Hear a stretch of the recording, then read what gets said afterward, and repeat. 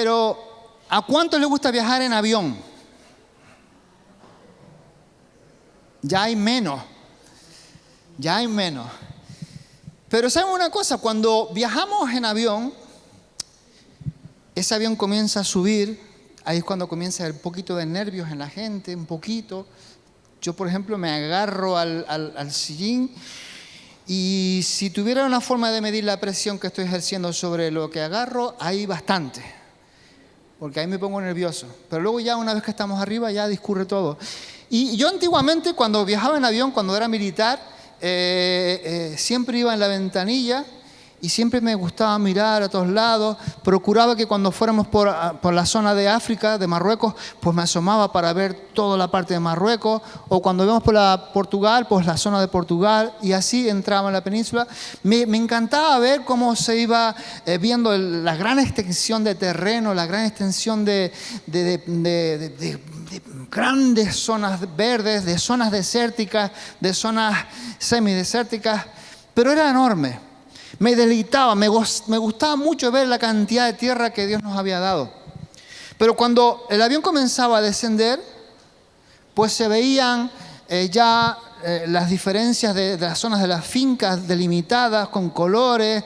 Se comenzaban a ver ya los reflejos como de cristal de los riachuelos, de las zonas de embalse. Se empezaron a ver ciertas casas. Ya no lo veo porque ahora la pastora es la que ocupa la ventanilla, no me deja a mí.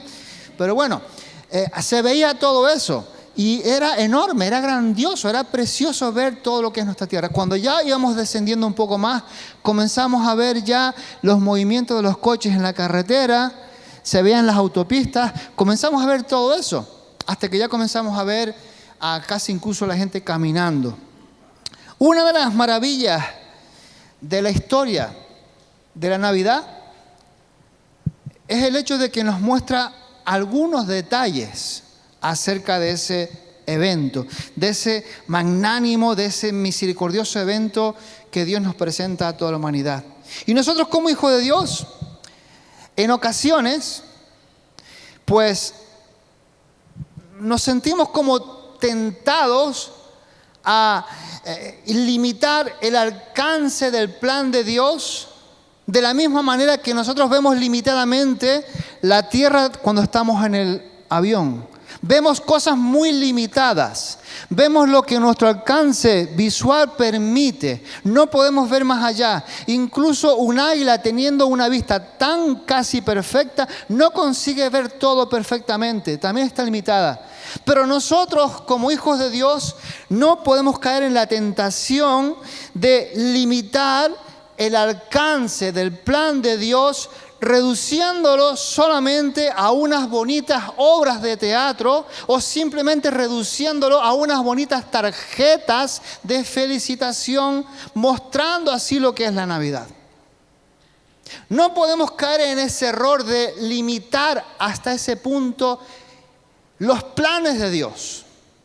Los planes de Dios van mucho más allá que todo eso y es algo lo que estamos haciendo muy bonito que nos hace recordar todas las promesas de la Biblia. Pero nunca debemos de pasar por alto que hay un panorama mucho más alto, más amplio, más completo de lo que el Padre Celestial estaba haciendo en el mundo en ese momento. No solamente se limitó a un solo día. Algo estaba ocurriendo en toda esfera espiritual. Algo estaba ocurriendo a través de los siglos. Algo se estaba cumpliendo. Y si te fijas bien, hermano y hermana, en 2 Corintios, capítulo 2, 2 Corintios, capítulo 5, versículo 19, Pablo lo resume de una manera muy bonita. Dios estaba en Cristo reconciliando consigo al mundo. Ahí el plan ya es mucho más grande. Ya el plan no es solamente el hecho de un nacimiento en un pesebre ya profetizado, sino que hay un evento superior. Ya desde la eternidad había un plan perfecto en el cual cabíamos todos nosotros, no solamente el pueblo de Israel, sino que todas y cada una de las naciones que se acercaran al Dios vivo tendría cabida en la familia del Señor. Era un plan mucho más amplio, perfecto. Por lo tanto, tenemos que retroceder un poco permítame retroceder un poquito, y vamos a examinar aquella primera Navidad desde la perspectiva, desde el punto de vista de nuestro Padre Celestial. ¿De acuerdo? Para eso vamos a ir a una de las epístolas más fuertes que hay en el Nuevo Testamento. Vamos a ir a Gálatas capítulo 4. Y tenemos que hacernos una pregunta antes de comenzar a leer. ¿Cómo consiguió nuestro Dios unir todo, preparar todo para conseguir que su propósito divino se pudiera realizar? Gálatas 4, del 4 al 7.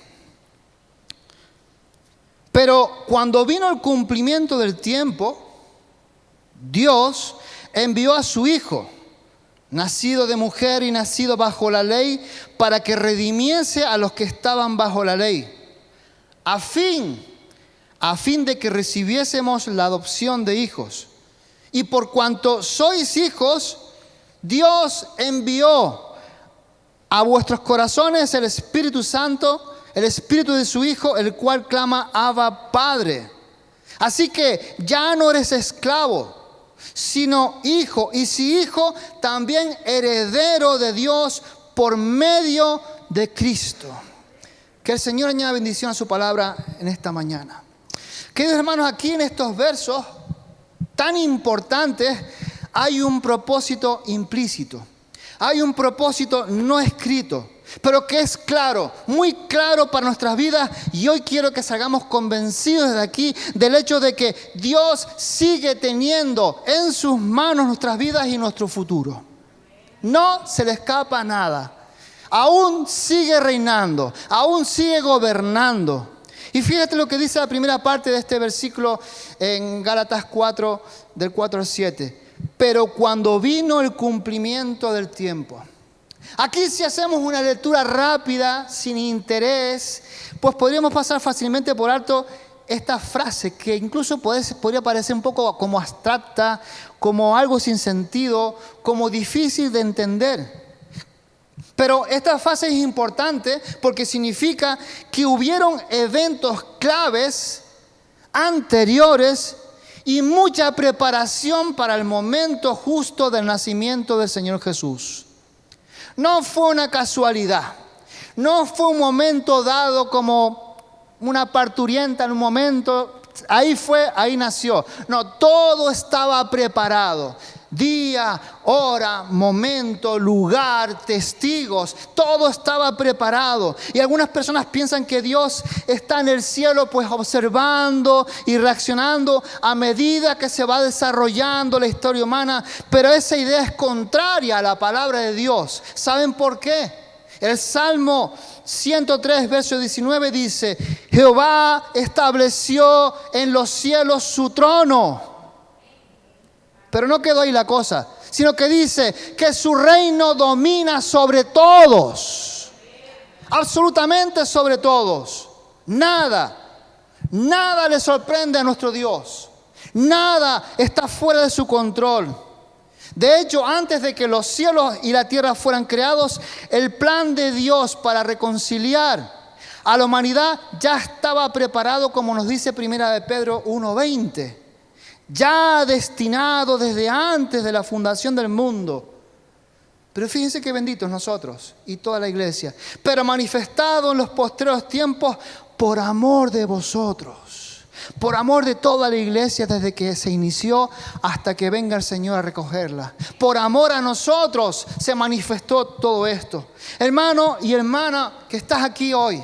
Amigo y amiga que nos visitas, que nos ves desde las redes sociales, recuerda este detalle. Antes de que los cielos y la tierra fueran creados, el plan de Dios para reconciliar el mundo a la humanidad ya estaba preparado. Ya estaba preparado. Ya nuestro Dios sabe el número de los que van a conformar a los redimidos. Él lo sabe porque Él es omnisciente. Pero el Evangelio sigue avanzando. El Evangelio sigue prosperando. La iglesia sigue avanzando con pasos firmes, llevando el Evangelio de salvación a toda criatura. Porque ese es el llamado que nuestro Dios nos ha llamado. Llevar ese Evangelio de reconciliación para con todos los hombres. Tú tienes un arma poderosa en tu mano, pero es una llave realmente. Es para que aquellos que la aceptan pasen de muerte a vida. Y yo quiero que tu familia esté aquí mañana. Yo quiero que tu familia esté aquí mañana adorando a Dios. Y la única forma no es a través de obras. La única forma es a través de recibir el Evangelio glorioso. Recordar que Jesús nació, creció, murió, pero también resucitó para levantar a su iglesia. Gloria a Dios.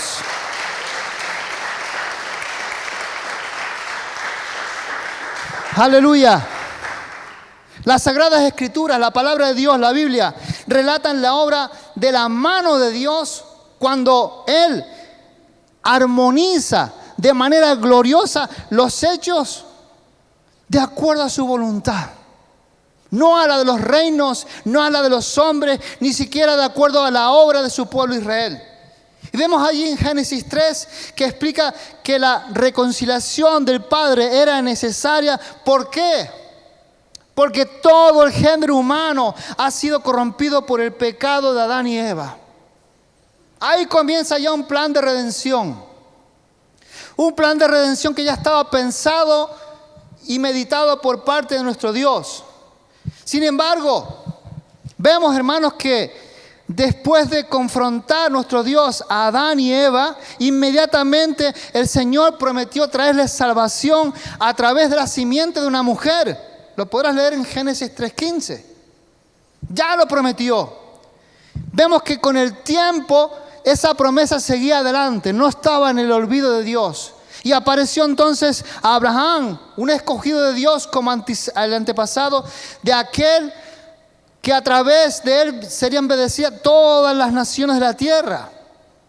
De entre los 12 hijos de Israel, después, hermanos, Dios eligió a un gobernante de la nación, del pueblo de Israel, de la tribu de Judá, que se llamaba, hermanos, nada más y nada menos que, después lo diré. Lo podrás leer en Génesis 49:10. Siglos más tarde, escogió a David. Escogió a David para que fuera aquel del cual se levantaría un rey cuyo reino jamás terminaría. Pero pastor, ya los reyes, la monarquía en Israel cesó, ya no existe, ya no está la monarquía. Recuerda que aquel que vino de forma milagrosa es el Rey de Reyes y Señor de Señores de toda la tierra, de tu vida y mi vida. El linaje siguió existiendo.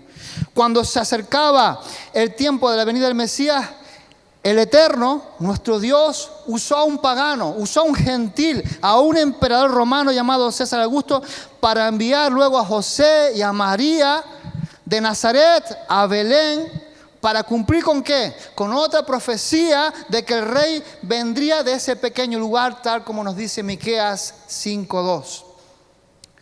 Entonces, y solamente entonces, ante todo este cúmulo de profecías cumplidas, el Señor Jesús llegó en el cumplimiento del tiempo, tal como nos dice Gálatas.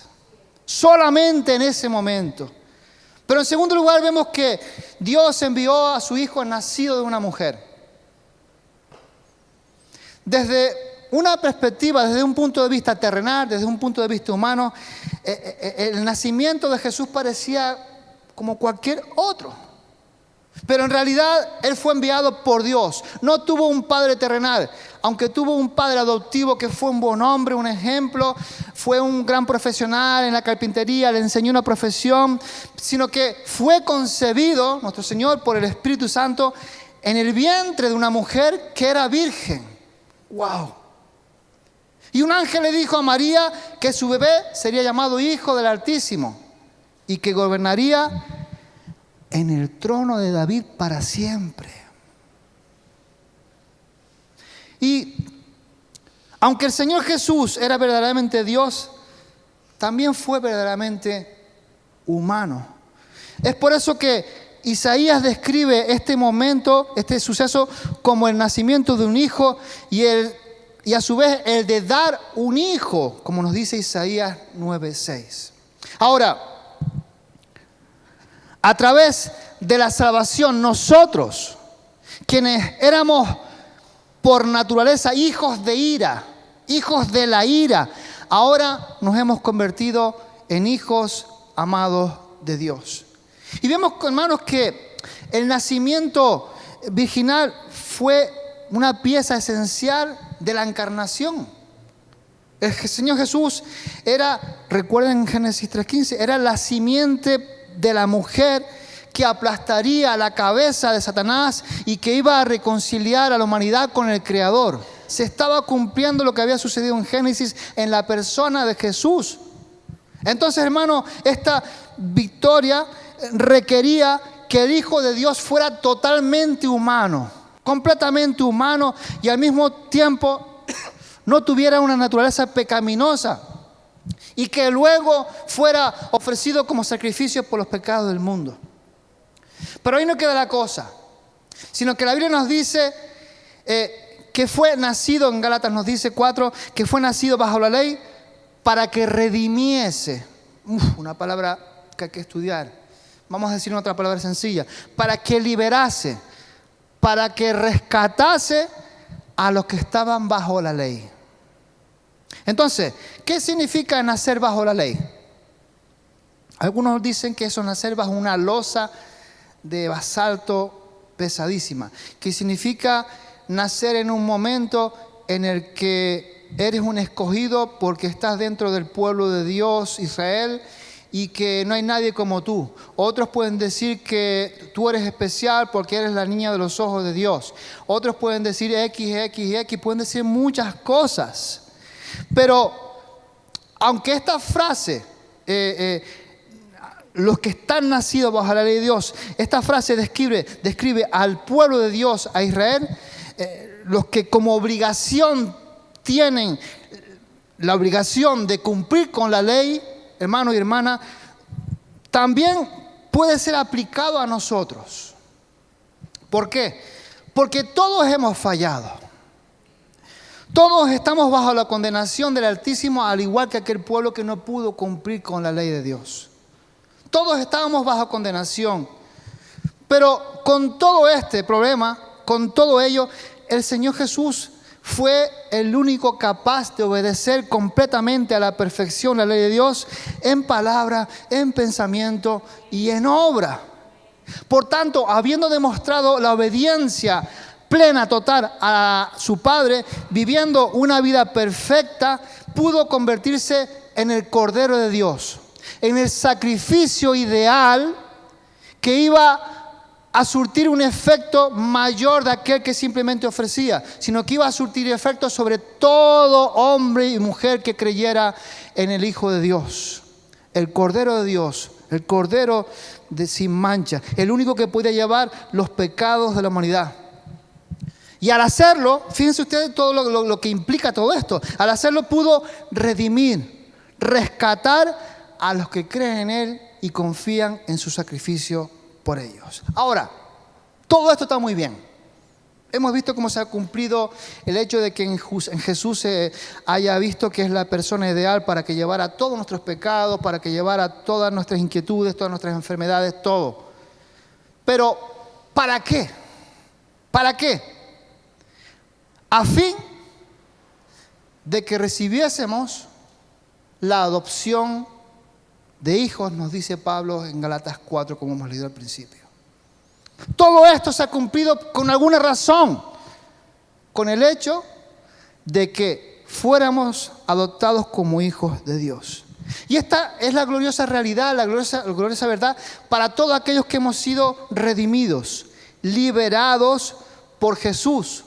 Nos convertimos no solamente en criaturas de Dios, sino que nos convertimos en hijos de Dios y miembros de la familia de Dios, la iglesia. A través de la salvación, nosotros, los cuales éramos, hermanos, por naturaleza hijos de la ira, ahora en Cristo Jesús nos hemos convertido en hijos amados de Dios, según nos dice Efesios 2:3, y estamos bajo su protección y estamos bajo todas las promesas que vienen del cielo para la iglesia del Señor. Para esto fue realizado todo ese evento tan glorioso. Y ten en cuenta esto, la adopción como hijos de Dios nos da un nuevo nombre e identidad en el Señor. Pero no solamente eso, sino que nos da una relación con el Padre. Hay algo más, que nos da al Espíritu Santo de Dios, nos da al mismo Dios en nosotros, en la persona del Espíritu Santo. Y nos da también una familia, la iglesia del Señor. Todo esto se llevó a cabo desde la eternidad en la mente de Dios para que hoy pudiésemos estar aquí adorando a nuestro Dios. No estamos aquí porque nos parece bien, no hay otra cosa que hacer, sino que Dios nos llamó a una vida de comunidad, a una vida con principios, a una vida con temor de Dios, para que podamos llevar esta experiencia que hemos tenido nosotros con el Señor afuera a la calle, a los que están muertos en delitos y pecados como lo tuvimos nosotros. No podemos olvidar todo esto. Todo está como un engranaje de un motor perfecto. No falla nada en la mente de Dios. Ahora, aquí podría quedar la cosa. Hasta aquí estamos bien, contentos, somos hijos de Dios, todas las promesas de Dios están bajo nosotros, tenemos al Espíritu Santo, nos da poder, nos da muchas cosas, pero como resultado de todo esto, ahora somos llamados a vivir de una manera diferente. Ya no podemos seguir viviendo igual. Ya no somos hijos de la ira. Ahora somos hijos de Dios. Hay un alcance superior. Hay una vestidura nueva en nosotros. Hay un semblante nuevo. Hay un sentir nuevo. Hay una estatura nueva. Hay una forma de pensar distinta. Hay algo que tenemos que llevar a cabo y es comenzar a andar como hijos de luz, estudiar la palabra conociendo todo lo que le agrada a Dios, y tenemos que hacer algo también y es abstenernos de las obras de las tinieblas, las cuales Él aborrece, según nos dice Efesios 5 del 8 al 11. Y aunque podemos tropezar en el camino, tienes que tener en cuenta algo. Y es que por parte de nuestro Dios nunca tenemos que tener temor de ser echados de su familia. Estamos sellados. Nuestro Padre Celestial puede disciplinarnos. ¿Cuántos han sido disciplinados por el Señor? Yo también he sido disciplinado por el Señor. Y duele. Te deja, como decimos aquí en Canadá, te deja escaldado. Te deja... Pero esa enseñanza que viene a nuestras vidas es para bendecirnos, para cuidarnos. Y ese dolor que quizás estemos pasando en el camino no va a ser acicate de que podamos perder la salvación, a no ser que nos empeñemos. A no ser que nos empeñemos en seguir haciendo las obras de las tinieblas. La palabra nos dice que tengamos temor de cumplir con la palabra de Dios. Que cuidemos de nuestra salvación, nos dice la palabra de Dios. Que tengamos como algo muy grande la corona de salvación. Pero el plan de Dios aún no está terminado. Un día el Señor Jesús vendrá en el momento dispuesto por el Altísimo para su regreso. Y en Juan 14:3 y en Filipenses 3:21 nos dice que Él transformará nuestro cuerpo en ese estado de humillación, de suciedad, de cansancio, de enfermedad. Lo va a transformar en conformidad a su cuerpo de gloria. Pero no solamente eso, sino que nos va a llevar a la casa de nuestro Padre Celestial, la cual está preparando morada para cada uno de nosotros. El plan sigue adelante. El plan sigue adelante. Y aquí es cuando nosotros, junto con todos nuestros hermanos en Jesús, entraremos en la plenitud de la adopción, de nuestra adopción, y recibiremos ¿el qué? Una herencia incorruptible, inmaculada, inmarcesible. Qué palabras tan extrañas. Estúdienla. Acuérdate, incorruptible, inmaculada, inmarcesible, que nos ha sido reservada en los cielos para cada uno de nosotros, como nos dice 1 de Pedro, capítulo 1, verso 4. Así que, hermanos, este año que acaba en breve y que ya está vislumbrando el año 2022, tenemos que mirar más allá, mucho más allá de los maravillosos detalles que nos da el hecho de obras de Navidad, preciosas, el hecho de los regalos. Tenemos que mirar mucho más allá y tenemos que esperar con confianza nuestro glorioso destino una vez que venga el Señor a recoger su iglesia. Imagínense ustedes esa celebración en ese momento. La iglesia levantada en los cielos cuando el Señor nos llame. ¡Wow! Se me cae la baba de pensar en eso. No habrá llanto, no habrá tristeza, no habrá dolor, no habrá angustia. Podremos ver cara a cara, abrazar a nuestro Salvador. Podemos hablar con Pablo. Pablo, ¿por qué eras tan duro escribiendo? ¿Por qué escribes tan difícil? Podemos hablar con Pedro. Mira que eras cabezón como yo, Pedro. Podemos hablar con todos los héroes de la fe, estar allí juntos. Pero sobre todo veremos a una figura de fuego, a nuestro Señor Jesús, al que causó nuestra salvación. Entonces, hermano, ¿alguna vez has tratado de organizar un gran evento? Bueno, si quieren hablar con alguien, hable con la pastora y con los líderes de la iglesia, que ellos son expertos en organizar todo esto.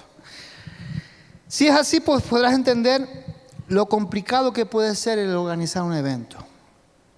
¿Por qué? Porque cada paso previo tiene que ser cumplido de una manera precisa por personas específicas y en el momento justo para que todo salga bien. Ahora, piensa en los detalles y el tiempo bajo los cuales el Padre Celestial trajo a su Hijo Jesús al mundo y tu mente va a quedar completamente paralizada por tanta circunstancia que se vino a juntar ese día. Todo estaba preparado. Todo. Sin embargo, Dios en su soberanía, en su gran saber, organizó todo de una manera perfecta, sin ninguna confusión, sin ninguna preocupación. Y teniendo en mente este plan perfecto de Dios, este tiempo perfecto de Dios, yo quiero que hoy nos hagamos todos y cada uno aquí una pregunta. ¿Podrías dudar de que Dios esté haciendo lo mismo en tu vida? ¿Tendrías dudas de que Dios tiene tu vida en sus manos y que está organizando todo para que todos y cada uno de los proyectos que están en el cielo se cumplan en tu vida? ¿Creerías que a Dios se le podría escapar algún detalle? Todo lo que está ocurriendo, y esto que voy a decir es muy difícil, todo lo que está ocurriendo, Dios lo ha permitido. No sé por qué. Pero la Biblia nos dice que todas las cosas nos ayudan a bien, para todos los que estamos en Cristo Jesús. Ya cuando estemos allí ante el trono, nos acercaremos al Señor y diremos: Señor, ¿y esto a cuenta de qué? Pero ahora disfruta del hecho de estar vivo, del hecho de estar sano, del hecho de ser un hijo, una hija de Dios, del hecho de que tienes a Dios de tu parte, del hecho de que Dios te provee, te sustenta, te sana, ofrece milagros sobre tu vida, trae cordura a tus pensamientos, los coloca en orden. Dale gracias a Dios por lo que está ocurriendo ahora. Y reclama las promesas de Dios. Son para ti y son para mí. Al mirar hacia atrás, podemos ver la mano de Dios guiándonos, protegiéndonos y proveyendo todo lo que hemos tenido. ¿Pensaste en algún momento en eso? Todo lo que ha transcurrido en tu vida ha sido porque Dios lo ha permitido, sea bueno o sea malo, Dios lo ha permitido. Han habido consecuencias con las cosas malas, han habido consecuencias con las cosas buenas, pero hermanos, piensa que Dios es soberano. Piensa en los hechos que te llevaron a tu salvación. Piensa que fue en el momento idóneo, en el momento más importante, quizás en el momento más negro de tu vida, quizás en el momento más triste de tu vida, quizás en el momento en el cual te pensabas suicidar o pensabas dar todo por perdido. Alguien te habló del Evangelio. Todo estaba en la mente de Dios. Tu nombre, tu vida está en las manos de Dios. No se escapa ningún detalle. Nada es por casualidad. Ahora, ya que Dios hizo tanto para llevarte a la salvación, ya que Dios colocó todo en un momento idóneo, justo, para llevarte a la salvación, hermano y hermana, ¿no vamos a poner toda nuestra confianza en Él para que nos guíe el resto del camino? ¿En quién nosotros lo vamos a poner? ¿En quién? Ahora, sabiendo todo esto, el plan de Dios sigue adelante. Ya eres parte de la familia de Dios. Pero hay otros afuera que aún no lo son. Y que necesitan de ese conocimiento. De ese conocimiento para salvación de su alma. De esa esperanza que tú tienes y que has puesto en obra.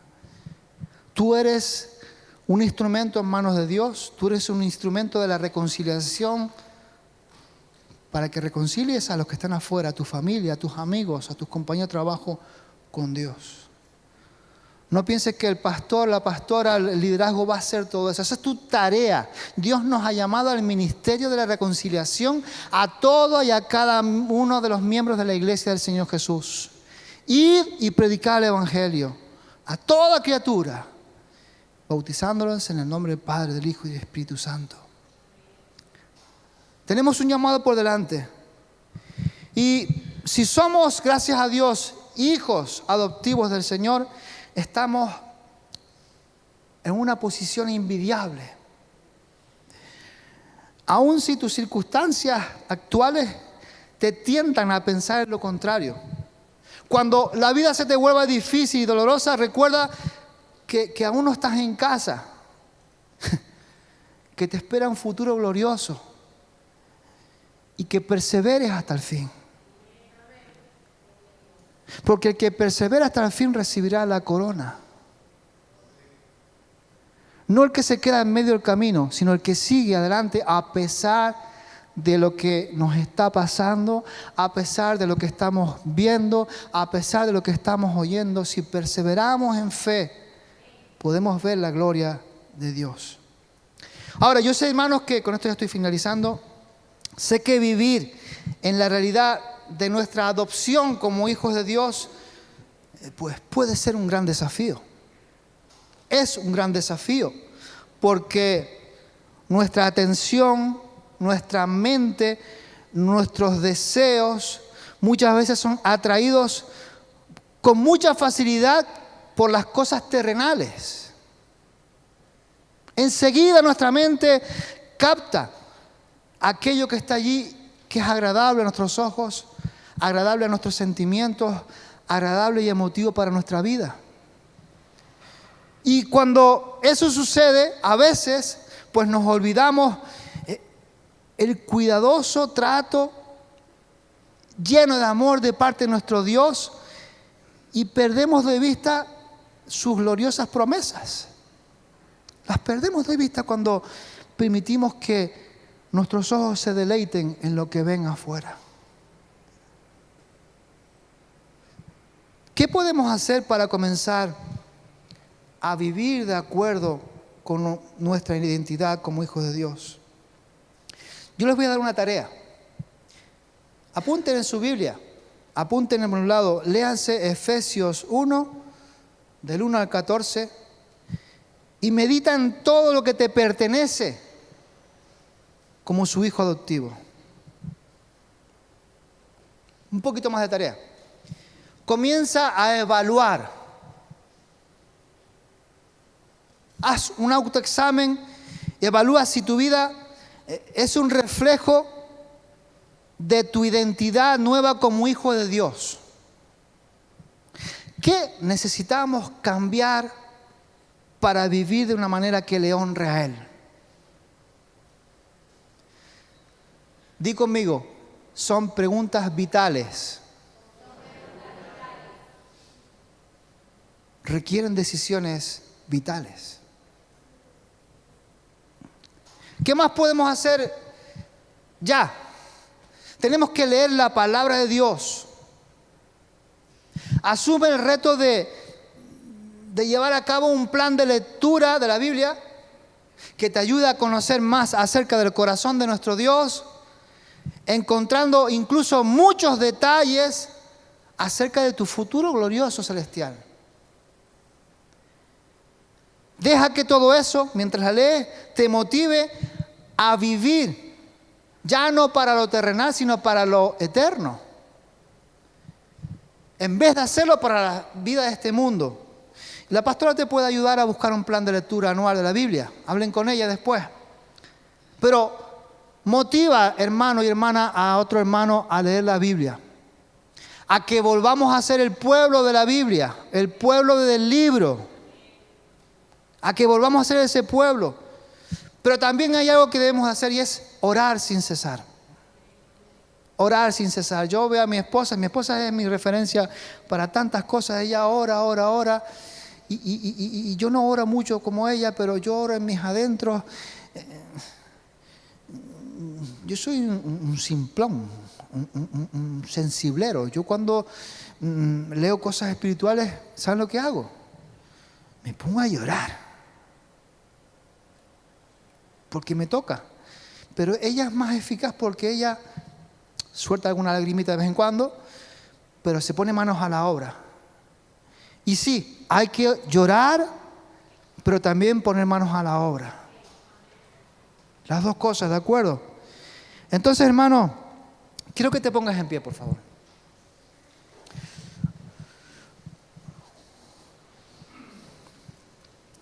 Pasen los músicos, por favor. Vamos a inclinar nuestros rostros. Me gustaría que todos se pusieran en pie.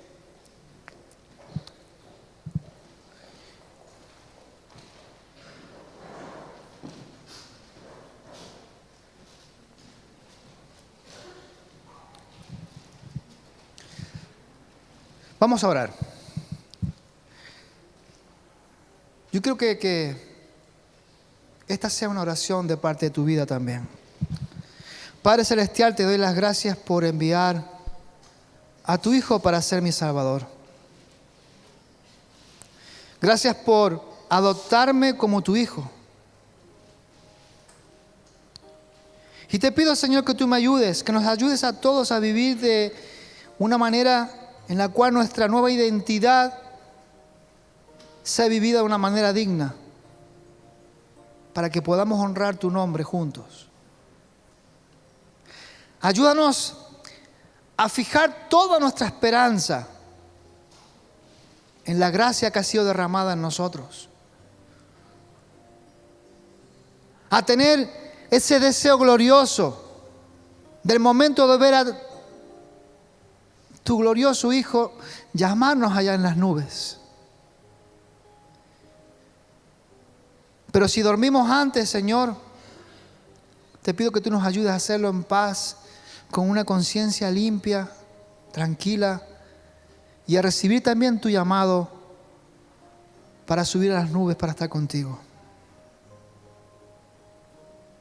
Ayúdanos, Dios mío, a serte fieles y a darte las gracias porque tú tienes el control de todo. Gracias porque hemos visto, Señor, que esta Navidad no fue simplemente un evento de un día, sino que fue meditado allá en el cielo por el Trino Dios para nuestra redención, para nuestra liberación del pecado. Gracias por el tiempo que le has concedido a Israel para ser ese mensajero de paz. Gracias por ese tiempo que le has dado para ser ese pueblo especial y que sabemos que aún sigue siéndolo para ti. Pero gracias por el tiempo de la gracia, gracias por el tiempo de la iglesia en el cual todos juntos podemos clamar, Abba Padre, y podemos predicar tu evangelio, predicar tu palabra para que otros vengan a tu encuentro. Y te pedimos que nos des fuerzas para resistir, para comenzar este año nuevo que ya viene, Señor, siendo conscientes de que ya queda menos tiempo. Ayúdanos a valorar tu palabra, a comerla, a desearla, a anhelarla, porque es dulce como la miel, pero produce efecto en nosotros cuando creemos en ella. Y te pido que cada uno de mis hermanos aquí presentes asuman el reto de ser lectores asiduos de ella, pero también hacedores de ella, Señor. Ayúdanos, Dios mío, a cumplir con tu voluntad. Y te damos las gracias porque nuestra vida está en tus manos. Te damos las gracias porque la última palabra la tienes tú. Y porque aunque escuchemos sonidos de guerra, tambores de guerra, aunque escuchemos el sonido de la enfermedad, el sonido de la venida del anticristo, tú nos tienes en tus manos. Te damos las gracias por todo, en el nombre de Jesús. Amén. Un fuerte aplauso para Él.